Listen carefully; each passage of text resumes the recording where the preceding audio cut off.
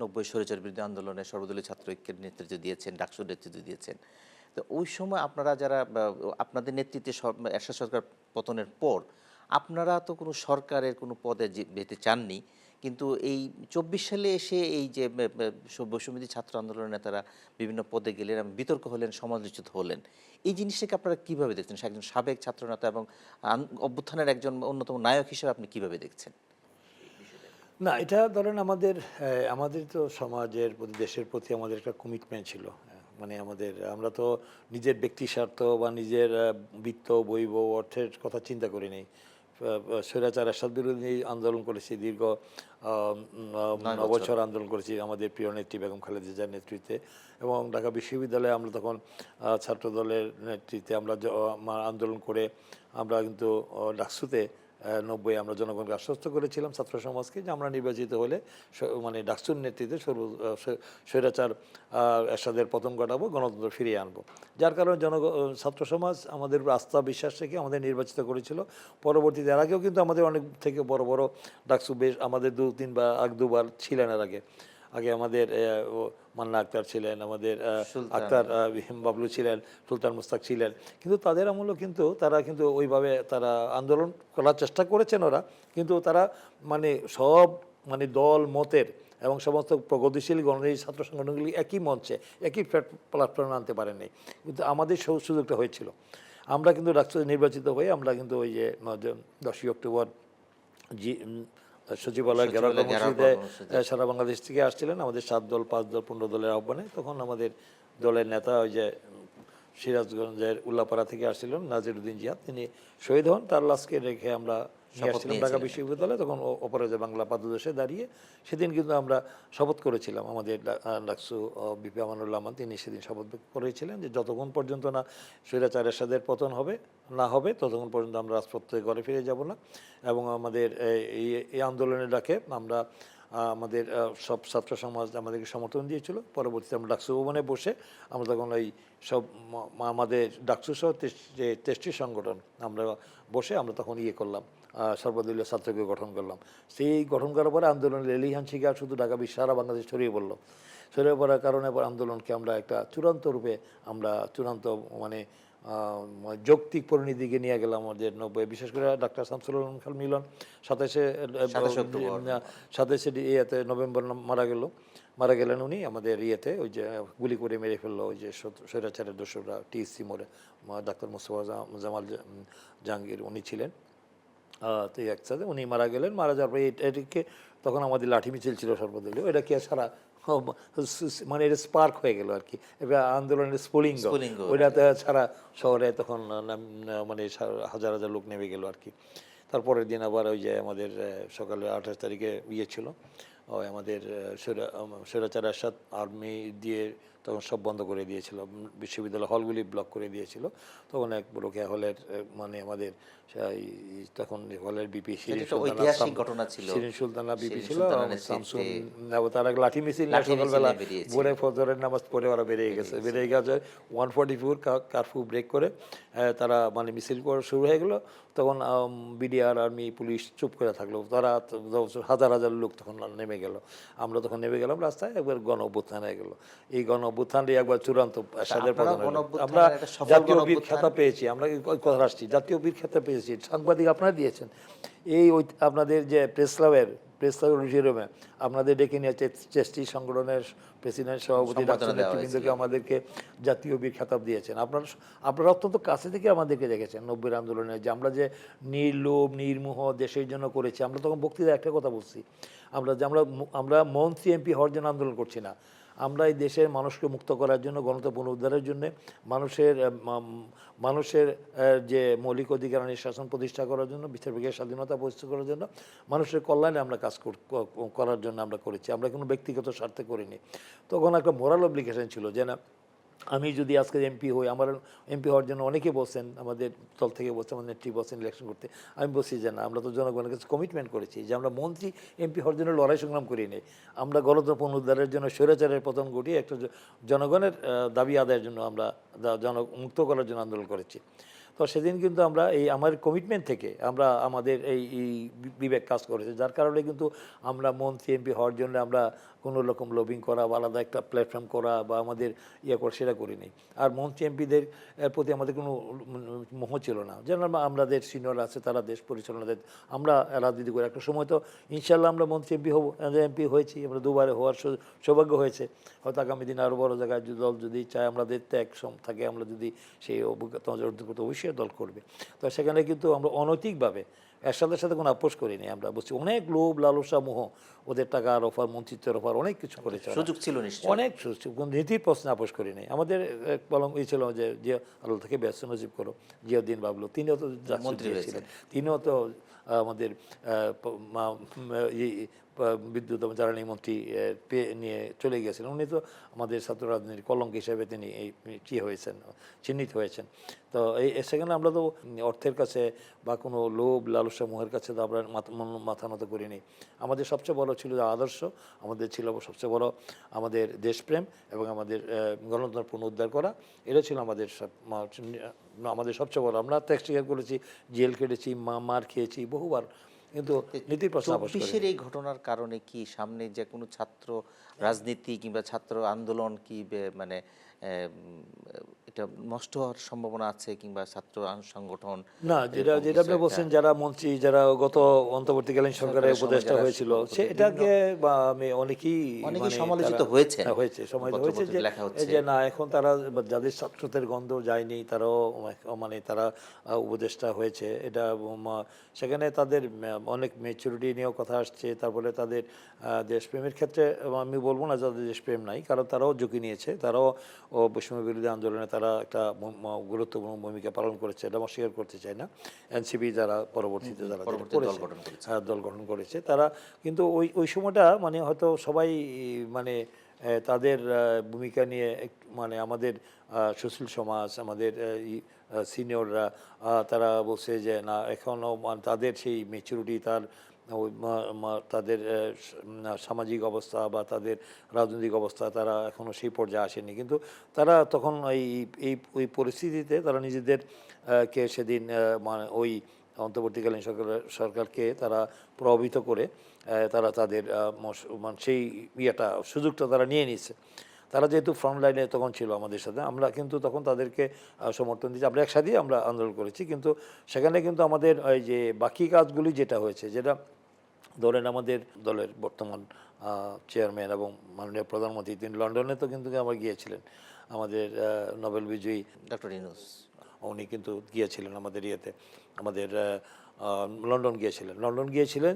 লন্ডনে ওনার সাথে আলোচনা করেই কিন্তু উনি দিন তারিখটা মানে চূড়ান্ত করেছেন। তা না হলে কিন্তু পরিস্থিতি অন্যদিকে ডাইভার্ট হয়ে যেতে পারত, কিন্তু সেটা হয়নি। উনি কিন্তু সেটাকে আলোচনা করে উনি অনুধাবন করতে পারছেন যে বিএনপির মধ্যে বৃহত্তর দলের সাথে ডক্টর মোহাম্মদ ইউনূস উনি কিন্তু এটা উপলব্ধি করেছেন যে না, আমাদের বিএনপির চেয়ারম্যান তারেক রহমানের সাথে আলোচনা না করে, তবে বলের প্রধানের সাথে আলোচনা না করে, আমি এনসিপির যারা বৈষম্য আন্দোলনের তাদেরকে দিয়ে আমি দেশ পরিচালনা, দেশে আমি ইলেকশন করতে পারবো না, বা দেশের এই সংকট উত্তরণ করতে পারবো না, বা যে ফেসিস্ট দোসরদের কে আমি ফেস করতে পারবো না, এটা উনি উপলব্ধি করেছেন। যার কারণে উনি গিয়ে ওনার সাথে আলোচনা করে, দেখা করে মোটামুটি একটা দিন তারিখ ঠিক করেছেন। এটা করার কারণে যদিও অনেকে আবার আমাদের জামাত ইসলামের বিভিন্ন তারা আবার একটু বিরূপ সমালোচনা করেছিল।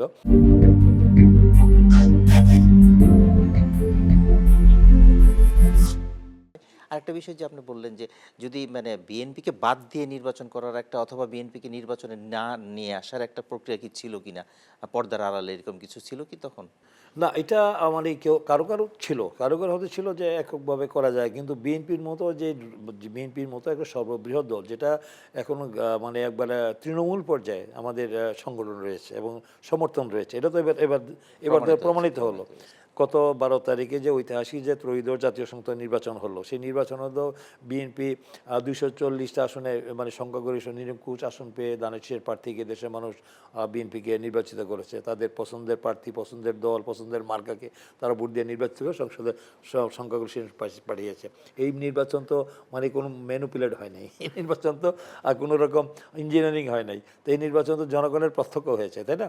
তো এটা মানে ওরা উপলব্ধি করেছে যে অনেক চেষ্টা হয়েছে, অনেক বিএনপিকে -2 থেকে বিএনপির বিরুদ্ধে ষড়যন্ত্র তো আগে হয়েছে, মানে আপনার 111-এর পরে হয়েছে, এই সরকার আবার যে হয়নি তাও না। অন্য যারা আছে তারাও বিভিন্নভাবে তারা চেষ্টা করেছে, কিন্তু তারা বুঝতে পেরেছে যে না, বিএনপিকে মানে শেষ মাইনাস করে পর্যন্ত করা বিএনপি যাবে না, বাদ যার দেওয়া কারণে সম্ভব হবে না। ওরা আমাদের অন্তর্বর্তীকালীন সরকার তো তখন আমাদের মানবতা বিরোধী অপরাধ গণহত্যার কারণে এই যে আমাদের আওয়ামী লীগ যে এই অন্যায় অত্যাচার নিপীড়ন যেন তাদের কয়েকটি অঙ্গ সংগঠন সহ তাদেরকে নির্বাহী আদেশে তাদেরকে নিষিদ্ধ করা হয়েছে, এখনও নিষিদ্ধ আছে, পরবর্তীতে এটা আমাদেরকে এটা অব্যাহত আছে এখন। তো এই যে করেছে কারণ কি, তারা জনগণ থেকে বিচ্ছিন্ন হয়ে পড়েছিল এবং তাদের বিরুদ্ধে যে মানে বাংলাদেশের ইতিহাসে, পৃথিবীর ইতিহাসে এই ধরনের গণ অভ্যুত্থান কম হয়েছে, যে মানে এই গণ অভ্যুত্থানের কারণে তার তৎকালীন অবৈধ প্রধানমন্ত্রী শেখ হাসিনা তার মানে আত্মীয় স্বজন সব সহ মানে দেশ থেকে পালিয়ে যেতে তার বাধ্য হয়েছিল। তো সেখানে কি অবস্থা হয়েছিল আমরা জানি। সেই অবস্থা থেকে আমাদের উত্তরণের যেটা মানুষের যে আশা আকাঙ্ক্ষা প্রত্যাশা, আকাশচুম্বী যে প্রত্যাশা আশা আকাঙ্ক্ষা নিয়ে আমাদেরকে নির্বাচিত করেছে, জনগণের কাছে আমাদের যে দায়বদ্ধ জবাবদিহিতা এবং আমাদের যে মানে আমরা যেটা বলি স্বচ্ছতা এবং জবাবদিহিতা, এই জবাবদিহিতার তখন নিশ্চিত করার জন্যে আমাদের মাননীয় প্রধানমন্ত্রী তিনি যে কমিটমেন্ট করেছেন, এই যে মানে সেই কমিটমেন্টের ক্ষেত্রে 31 দফা রাষ্ট্র সংস্কার মেরামতের রূপরেখার ভিত্তিতে আমরা যে ম্যানিফেস্টো দিয়েছি, আমরা যে ইশতেহার ঘোষণা করেছি, তার মধ্যে থেকেই কিন্তু আমরা দেশ পরিচয়, তার সেই ভিত্তিতে কিন্তু জনগণ আমাদেরকে ভোট দিয়েছে, সেই ভোট দিয়ে আমাদের নির্বাচিত করেছে এবং সেই জনগণের প্রত্যাশা পূরণের জন্য উনি, আমরা দেখেছেন যে 100 দিন মানে 4 মাস চলছে, মানে 3 মাস পেরিয়ে 4 মাস চলছে। এর মধ্যে বাংলাদেশের ইতিহাসে না, পৃথিবীর ইতিহাসে খুব কম দেশে আছে নির্বাচনের পূর্বে ওয়াদা দেওয়া প্রতিশ্রুতি বা ম্যানিফেস্টো বাস্তবায়ন এত দ্রুত, যে যে উল্লেখযোগ্য যে বিষয়গুলি উনি প্রথমে নিয়ে আসছেন, যে অনেকেরা বিরূপ সমালোচনা করেছিল, মানে এমন নেতিবাচক সমালোচনা করেছিল, বিশেষ করে ফ্যামিলি কার্ড বা কৃষক কার্ড, হেলথ কার্ড এবং আমাদের এই যে 10,000 টাকা কৃষি ঋণ সহ মকুব করা এবং আমাদের মসজিদ মাদ্রাসা এতিমখানা ধর্মীয় প্রতিষ্ঠানের ইয়েদেরকে প্রধানদেরকে মাসিক বেতন ভাতা সম্মানী দেওয়ার যে পদক্ষেপগুলি নিয়েছেন এবং আমাদের যে মানে ওনার যে মানে সাদামাটা জীবনযাপনের ক্ষেত্রে যে তিনি যে উদাহরণ রেখেছেন, প্রথমেই যে আমরা একটা সিদ্ধান্ত নিয়েছি যে আমরা কোনো রকম ট্যাক্স ফ্রি গাড়ি নিব না, আমরা কোনো রকম সরকারি প্লট নিব না। এই যে উদারতা, বাংলাদেশের ইতিহাসে তো কোনো সংসদের ওরা সবাই ট্যাক্স ফ্রি গাড়ি নিয়েছে এবং আমাদের তারা প্লট নিয়েছে সবাই, কিন্তু এবার এই যে আমাদের কমিটমেন্ট, এই যে এবং উনি যে সরকারি কোনো সুযোগ সুবিধা নিচ্ছেন না, উনি সিম্পল চলছেন, উনি নিজের গাড়ি বাড়িতে থাকছেন এবং উনি বলতে গেলে ওই যে প্রধানমন্ত্রী কার্যালয় ব্যবহার করছেন না, কারণ ওই যে উনি মানে সচিবালয় মিনিস্ট্রিতে বসেন, কারণ ওখান থেকে মন্ত্রীদের সাথে তার যে, কারণ 9টার সময় উনি যাচ্ছেন, ওই যে 9টার সময় টাইমলি যাচ্ছেন, সবাই বাধ্য অনুরাগ, যখন প্রধানমন্ত্রী মাননীয় প্রধানমন্ত্রী যখন অফিস করবেন তখন সঙ্গত কারণেই অন্য তার কলিগরা অন টাইমে চলে আসবেন এবং কাজগুলো দ্রুত হবে সারাদিন। আর অন্য যদি উনি দেরি করে যেতে তাহলে সেভাবে কাজ হতো না। আর যদি উনি অফিসে বসে আসা যাওয়ার যে সময়ের ব্যয় হতো, ট্রাফিক জ্যামে পড়ে যে মানে আপনার ফুয়েল কনজাম্পশন হতো বা যে পরিমাণ ব্যয় হতো, সেটা তো অনেক রক্ষা পেল। তারপর উনি ট্রাফিক সিগন্যালে উনি সিগন্যাল মারে চলছেন এবং তিনি কিন্তু করছেন, সিগন্যাল ভায়োলেশন করছেন না এবং তিনি নিজে গাড়ি থামিয়ে কিন্তু দেখা গেল যে অ্যাম্বুলেন্সকে তিনি রাস্তা করে দিচ্ছেন। এই যে তার যে এই বিষয়গুলি কিন্তু জনগণের কাছে খুব গ্রহণযোগ্য এবং তিনি মানে যে কমিটমেন্ট জনগণের কাছে যে করছেন, সেই কমিটমেন্টগুলো পর্যায়ক্রমে উনি সবগুলো বাস্তবায়ন করবেন। স্কুল কলেজ রাস্তাঘাট মসজিদ মাদ্রাসা এবং যেগুলো আমরা ব্রিজ কালভার্ট তারপরে গ্যাস বিদ্যুৎ থেকে শুরু করে সব কিছু একটা বিধ্বস্ত অর্থনীতির রূপে দাঁড়িয়েছেন, একটা বিধ্বস্ত দেশকে ধ্বংসের দ্বারপ্রান্তে খাদের কিনারে দাঁড় করিয়ে দিয়েছিল। তার থেকে উনি এসছেন এই বিধ্বস্ত অর্থনীতি দেশের মধ্যে তিনি এসে এই দায়িত্বটা নিয়ে তিনি এইটাকে আবার নতুন করে জিরো থেকে শুরু করছেন। ইট উইল টেক টাইম, এটা তো ওভারনাইট সব এই যে এত এই সব আপনার 17 বছরের জঞ্জাল এত, এই যে আমার মনে হয় যে এই যে ওনার যে কমিটমেন্ট, সেই কমিটমেন্টগুলো তিনি মানুষের দৃশ্যমান হয়েছে এবং মানুষের আস্থা অর্জন করতে পেরেছেন এবং জনগণ আমরা দেখছেন যে এই যে মানবিক আচার আচরণ সব ক্ষেত্রে আমাদের শিক্ষকদের ক্ষেত্রে বা আমাদের শিক্ষার্থীদের ক্ষেত্রে সব ক্ষেত্রে বলা যায়, আপনি বলেন যে স্বাস্থ্য শিক্ষা কৃষি এবং স্পোর্টস সাহিত্য সংস্কৃতি ও সব ক্ষেত্রে তিনি কিন্তু মানে রিফর্ম করা বা সংস্কার করা বা নতুন করে কিছু এগুলাকে করা। আবার তার যে দৃষ্টিভঙ্গি, তিনি যে তার যে সুদূর প্রসারী যে শহীদ রাষ্ট্রপতি জিয়া রহমান বীর উত্তম, আপসহীন দেশনেত্রী বেগম খালেদা জিয়ার উত্তরসূরি হিসাবে তার মধ্যে যে তার দেশে বাইরে থাকার কারণে তার যে ভীষণ, তার যে চিন্তা চেতনা, তার যে দূরদৃষ্টি, উনি তো রাষ্ট্র মানে মানে সরকার প্রধান বলা যাচ্ছে না, আর বলা যায় যে মানে একটা রাষ্ট্রনায়কের যে ভীষণ থাকে, জিয়া রহমানের যেটা ছিল দূরদৃষ্টি সম্পন্ন সব ক্ষেত্রে, ওনার যে সব ক্ষেত্রে যে তার মানে মানে তার যে বিচক্ষণতা, তার যে অভিজ্ঞতাকে তিনি কাজে লাগাচ্ছেন এবং সেটাকে তার সততা এবং ন্যায়, সততা এবং নিষ্ঠার সাথে তিনি কাজ করে যাচ্ছেন সবাইকে নিয়ে। এটা আমাদের জন্য সবচেয়ে বড় অ্যাচিভমেন্ট যে আমরা ওনার মতো একজন নেতা পেয়েছি এবং নেতা পাওয়ার কারণে জনগণ আজকে অনেকটা শুধু জানমাল নিরাপত্তা এবং তার দলের শৃঙ্খলা ফিরিয়ে নিয়ে আসা, তারপরে যে মাদক বলেন, চাঁদা বলেন, দুর্নীতি বলেন, তারপরে কৃষক বলেন, ইফটিজিং বলেন, এই যে অনৈতিক কর্মকাণ্ডের বিরুদ্ধে উনি জিরো টলারেন্স বলছেন। জিরো টলারেন্সগুলো আমরা আমরা আমাদের মতো করে আমরা যারা, আমি একটা জেলার দায়িত্বে আছি, আমি আপনি নরসিংদী সন্তান, আপনি জানেন জেলা সভাপতি আছে আমাদের, আমরা বলছি যে আমাদের এসপি এবং ওসি ডিসি ওদেরকে যারা আছে আইন প্রয়োগকারী আমি বলছি যে না, এইসব ব্যাপারে কোনো রকম কম্প্রোমাইজ করবো না, আমরা চুল পরিমাণ ছাড় দিব না, আর তাদের বিরুদ্ধে ব্যবস্থা নিতে হবে। যাই আমার দলের নেতাকর্মীরা যদি এগুলোর সাথে অনৈতিক কোনো কর্মকাণ্ডের সাথে জড়িত থাকে তাদেরকে কোনো ছাড় দেওয়া হবে না, তাদেরকে আইনের আওতায় দিতে হবে। এইসব ব্যাপারে আমাদের নেতার কমিটমেন্ট, এইসব তাদের আমি বলছি যে ডাবল অ্যাকশন হবে ওদের বিরুদ্ধে। রনবে, তাহলে একটা একটা ব্যক্তিগত প্রশ্ন, যে আপনি বেগম খালেদা জিয়ার নেতৃত্বে দীর্ঘ সময় রাজনীতি করেছেন এবং আপনার রাজনৈতিক শুরুটা অনেকটা ওনার সময় থেকেই, ওই সময়ের পর এখন নতুন বিএনপিতে নতুন নেতৃত্ব তারেক রহমান, দুইজনের মধ্যে পার্থক্যটা কি পাচ্ছেন আপনি? দুজনের রাজনৈতিক মানে দুজনের সাথে কাজ করতে গিয়ে খালেদা জিয়ার সাথে কাজ করেছেন এবং তারেক রহমানের সাথে কাজ করছেন, দুজনের কাজের মধ্যে পার্থক্যটা কীরকম দেখছেন তুলনামূলকভাবে? না, তুলনামূলক আমাদের আপসহীন দেশনেত্রী আমাদের মরহুমা বেগম খালেদা জিয়া আমাদেরকে অত্যন্ত মানে ছেলের মতো স্নেহদার করতেন এবং তিনি উদার অনেক উদার দৃষ্টিভঙ্গি নিয়ে আমাদের সাথে কথা বলতেন এবং ওনার নির্দেশ আমরা ফলো করতাম, যে বলতেন, এবং ওনার প্রতি আমাদের যে শ্রদ্ধা ভক্তি সেটা ছিল, সেটা আমরা করতাম। এবং উনি রাজনৈতিকভাবে ধরেন মানে তার ইয়ে ছিল যে একটু কম্প্রোমাইজিং একটু মানসিকতা ছিল, উনি সব বিষয়ে আমাদেরকে মানে উনি ব্রিফ করতেন এবং আমরা ওনার শুনে আমরা কাজ করতাম। মানে হ্যাঁ, উনি ওনার যে সততা নিষ্ঠা এবং ওনার কাছ থেকে আমরা যে ওনার হাত ধরে রাজনীতি আমরা শিখেছি, ওনার কাছ থেকে ওনার যে মানে ওনার যে বিশেষ করে অন্যায়ের কাছে যে মাথা নত না করা, যে নীতির পথে তিনি আপোষ করেন না এবং অন্যায় করেন না, এই যে তার আমরা যেরকম তার কাছে শিখছি যে না, ওনার যে 90-এর আন্দোলনে যে না আপোষহীন যে তার যে মানসিকতা ছিল, কোনো অন্যায়ের কাছে মাথা না উন্নত না করা, সব বিষয়ে মানে ইয়ে দেখা, মানে মানে উদারভাবে দেখা, ক্ষমা সুন্দর স্মৃতি দেখা এবং না অন্যায়ের কাছে কোনো রকম আপোষ না করা, এরশাদের সাথে আপোষ করেন নাই, হাসিনার সাথে আপোষ করেন নাই এবং কোনো রকম অন্যায় অনৈতিক কোনো কাজ উনি করেন নাই। আর সেই ব্যাপারে তো আমরা তার থেকে শিখে, সেই থেকে আমার মনে হয় যে আমাদের যে এই নেতা সেও একই তার চিন্তা চেতনা মানসিকতার মধ্যে রয়েছে, কিন্তু তার মধ্যে সে মানে আরেকটু কঠোর আর কি।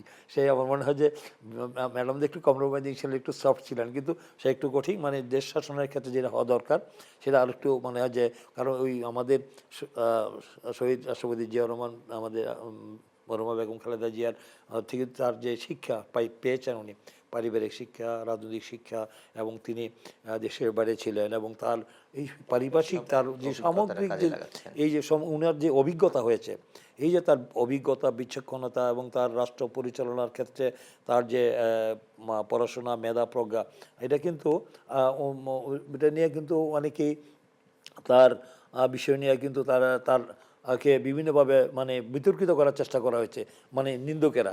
কিন্তু এখন আমি যারা দেখছি, যারা তার মানে তার যে প্রশংসা না, একজন একজন লোক, একজন নেতা যদি কাজের মাধ্যমে তার উনি নিজেকে তার তার যে তার মানে তার দক্ষতা বিচক্ষণতা দিয়ে যদি সে তার মানুষের মন জয় করতে পারে, সেটাই তো সেই তো নেতা নাকি, মানুষের যে তিনি এই কাজটি খুব মানে সূক্ষ্মভাবে এবং খুব সফলতার সাথে করে যাচ্ছেন, এবং এরা তার কৃতিত্ব। এবং তিনি মানে নতুন নতুন ক্রিয়েটিভ যেটা বলে নতুনত্ব কিছু নিয়ে আসছেন, যেটা যেটা অনেক সময় আমরাও চিন্তা করি না, ওনার মাথায় সেটা আসছে, সেটা দেখা নতুন গেলো কিছু অনেক নতুন কিছু কিছু বিষয় যেটা আমাদের সমাজে ক্ষেত্রে এটা মানে অনেক অতীতে চিন্তা করে নেয়। এই বিষয়গুলি অনেকগুলো বিষয় আছে যেগুলো আমি সব হয়তো আমি এখন বলতে পারছি না, কিন্তু ওই বিষয়গুলি কিন্তু ওনার মাথা থেকে বেরিয়ে আসছে, এবং সেই বেলা সেটা কিন্তু মাঠে ময়দানে সেটা কিন্তু ইমপ্লিমেন্টেশন করা, সেটাকে বাস্তবায়ন করার ক্ষেত্রে তিনি পদক্ষেপ নিচ্ছেন, এবং সেটাকে আমাদের সময় প্রায় শেষ হয়ে যাচ্ছে। আমি আরেকটা শেষ প্রশ্ন আপনাকে করছি। আপনি আপনার এলাকায় যে নির্বাচনী প্রচারণায় আপনি কি কি সমস্যা ফেস করেছেন, এবং জনগণের কাছে কি দাবি চেয়েছে তারা, আপনার কাছে কি চাচ্ছেন, এবং সেই দাবি পূরণে আপনি কতটুকু কাজ করছেন এলাকায়? আমি ধরেন আমার দলের যে ম্যানিফেস্টো, দলের যে আমার যে কমিটমেন্ট, সেই কমিটমেন্টটা ফুলফিল করার জন্য আমরা এলাকায় সেটা বাস্তবায়ন করার জন্য, যেহেতু আমি জনগণের নির্বাচিত প্রতিনিধি, আমি জনগণের কাছে দায়বদ্ধ, জবাবদিহিতা রয়েছে। সেই জবাবদিহিতা জনগণের হলো তার জানমালের নিরাপত্তাকে নিশ্চিত করা, সেটাকে বলা, তার এলাকার মানে ধরেন ওই শান্তি শৃঙ্খলার জন্য মানে কোনো রকম অনৈতিক কোনো কর্মকাণ্ড বলতে বোঝে যে এই যে মাদক, চাঁদা, দুর্নীতি এবং জমি দখল, এবং আমাদের ওই জনগণের যে ভাগ্য নিয়ে যেন অন্য কেউ যেন তার মেনে খেলতে না পারে, ওই বিষয়গুলো আমাদেরকে নিশ্চিত করা। আর একটা সবচেয়ে বড় জনগণের যেটা প্রাপ্তি, যে দীর্ঘদিন তারা যেটা বঞ্চিত হয়েছে, যেটা জনগণ তাদের এলাকার উন্নয়ন থেকে বঞ্চিত হয়েছে, মানে বলে রাস্তা বলেন, স্কুল কলেজ, রাস্তাঘাট, মসজিদ, মাদ্রাসা, এতিমখানা থেকে শুরু করে ব্রিজ, কালভার্ট, এগুলা তারা কোনো উন্নয়নের নামে তো লুটপাট হয়েছে, এই জন্য তারা এর থেকে বঞ্চিত হয়েছে। এই জন্য আমাদের কাছে চাই যে সবার কাছে প্রত্যাশা সমান থাকে না, আমাদের কাছে প্রত্যাশা একটু বেশি, কারণ আমরা জানি যে অতীতেও আমরা যখনই বিএনপি মানে দেশ পরিচালনার দায়িত্ব পেয়েছে, সেই জনগণের কল্যাণের স্বার্থে তারা জনগণের সেবা দিয়েছে। এই জন্য জনগণ আমাদের কাছে প্রত্যাশা একটু বেশি, সেই প্রত্যাশা অনুযায়ী আমরা শুরুটা করেছি ইতিবাচক। সেই ইতিবাচক শুরুতে এখন জনগণ একটা স্বস্তির নিঃশ্বাস পেয়েছে, একটা স্বস্তির জায়গা, যে না বিএনপি হাতে আমরা নিরাপদ। তো এখন আমরা আমরা তো দলীয় কোনো রাজনীতি করছি না, সব জায়গায় আমরা বলছি যে আমরা যেমন আওয়ামী লীগ যেমন পুরা রাষ্ট্রীয় প্রতিষ্ঠানকে দলীয়করণ করেছিল, দেশকে দলীয়করণ করে ফেলেছিল, আমরা দলীয়করণ করবো না। আমরা যার যার যোগ্যতা অনুযায়ী আমরা প্রশাসন তার মতো চলতে দিতে হবে, বা পুলিশকে বলবো যে না, গণপ্রজাতন্ত্রী বাংলাদেশ সরকারের পুলিশ, এবং সেখানে আওয়ামী পুলিশ হয়েছিল আগে, বলবো না বিএনপি পুলিশ, বলবো না যে বিএনপি টিসি আমাদের প্রশাসন, বিএনপি প্রশাসন, ওরা তাদের নিরপেক্ষভাবে তারা দেশ পরিচালনা করবে সততার সাথে, সেটা বলছে। এবং তাদেরকে দিয়ে আমরা তাদের প্রশাসনের সাথে যৌথভাবে আমরা মিলে দেশটাকে আমরা সুন্দর একটি সমাজ বিনির্মাণের ক্ষেত্রে আমরা এই কাজগুলো করব। সেখানে কাজ করার ক্ষেত্রে স্বচ্ছতা এবং জবাবদিহিতা সেটা যেন সব জায়গায় থাকে, এটা প্রশাসনেরও থাকবে, আমাদেরও থাকবে, কারণ অনৈতিক কোনো দুর্নীতি লুটপাট যেন না করে, মানুষের কাছে আমরা ইকুয়ালি আমরা বৈষম্যহীন একটি সমাজ প্রতিষ্ঠা করা। আমাদের ধনী আরও ধনী হবে, গরিব আরও গরিব হবে, তা যেন না, একটা ধনী দরিদ্রের মধ্যে একটা বৈষম্য নিয়ে আসা, মানে আমাদের দারিদ্র্য বিমোচনের জন্যে আমরা হতদরিদ্র মানুষ, কৃষক, শ্রমিক, মেহনতি মানুষ, খেটে খাওয়া মানুষ, মানে তাদের ভাগ্য পরিবর্তনের জন্য, যেটা বারবার বলছেন যে আমরা মানুষের সুশাসন দিতে চাই, গুড গভর্নেন্স দিতে চাই, এবং আমাদের মানুষের সুশাসন দিতে চাই, মানুষের ভাগ্য পরিবর্তন করতে চাই, এবং আমাদের যাকে আগামী দিনে জনগণের কল্যাণে মঙ্গলে আমরা তাদের সেবা এবং তাদের জন্য কাজ করতে পারি, তাদের খেদমত করতে পারি, এটা হলো আমাদের মূল মানে ভীষণ এবং মূল আমাদের উদ্দেশ্য। এবং সেই 31 দফা রাষ্ট্র সংস্কার আমরা যে নির্বাচনের আগে যে ওয়াদা করেছি, সেই ওয়াদাগুলি আমরা পর্যায়ক্রমে সবগুলো আমরা বাস্তবায়ন করব সততা নিষ্ঠার সাথে। আমরা আশা করি আপনারা বাস্তবায়ন পথে এগিয়ে যান। দীর্ঘ সময় দেওয়ার জন্য ধন্যবাদ। বিএনপির যুগ্ম মহাসচিব খায়রুল কবির খোকন। আমরা ইতিহাস থেকে নিয়ে তো তাই করবো, ইতিহাসে মানে যারা মানে জনবিচ্ছিন্ন হয়েছে তাদের পরিণতি কী হয়েছে আমরা দেখেছি, তার থেকে শিক্ষা নিয়ে আমরা আগামী দিনে আরও বেশি জনগণের কল্যাণে কাজ করব, যেন জনগণের আমরা মানে আবার জনগণের সমর্থন নিয়ে আমরা আবার জনগণের জেদ যাওয়ার মতো সুযোগ থাকে। জনগণের খেদমত করতে চাই। জনগণ সার্বভৌম, জনগণ সার্বভৌম, তাই জনগণের কল্যাণে মঙ্গলে আমরা কাজ করি। যে রাষ্ট্রের মালিক, ভূখণ্ডের মালিক আমার সংবিধানে দেওয়া আছে, তাই জনগণকে আমরা সাথে নিয়ে আমরা জনগণের সিদ্ধান্তই চূড়ান্ত, তাই জনগণের কল্যাণে মঙ্গলে কাজ করার জন্য আমরা আমরা প্রস্তুত আছি। আমাদের নেতা সেইভাবেই মাননীয় প্রধানমন্ত্রী আমাদেরকে যেভাবে নির্দেশ দিচ্ছেন আমরা সেইভাবে আমরা মানুষের পাশে থেকে খেদমত করব, জনগণের কল্যাণে কাজ করব। এটা আমাদের একটা গণতান্ত্রিক একটা সুন্দর রাষ্ট্র বিনির্মাণের ক্ষেত্রে আমরা সবাই মিলে কাজ করতে চাই। আমরা প্রতিহিংসা প্রতিশোধের রাজনীতি আমরা থেকে পরিহার করতে চাই। ধন্যবাদ খোকন ভাই দীর্ঘ সময় দেওয়ার জন্য। ধন্যবাদ।